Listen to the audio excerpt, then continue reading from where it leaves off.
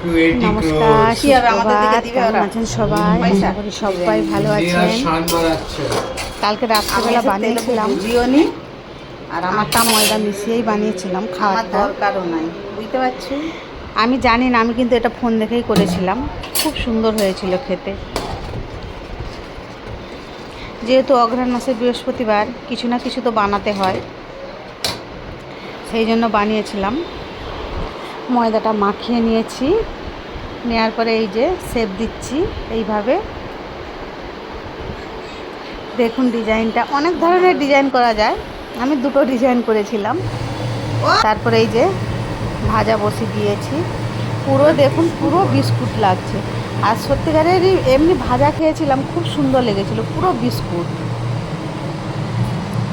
অনেকগুলোই বানিয়েছিলাম, কিছুটা হয়েছে, কিছুটা কড়াইতে হচ্ছে, এখনও কতগুলো আছে, ভাজতে হবে।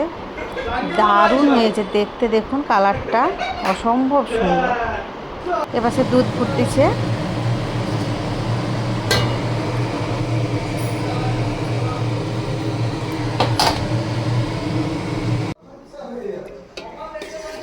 দেখুন আমার পিঠেগুলো হয়ে গিয়েছে, কত সুন্দর হয়েছে।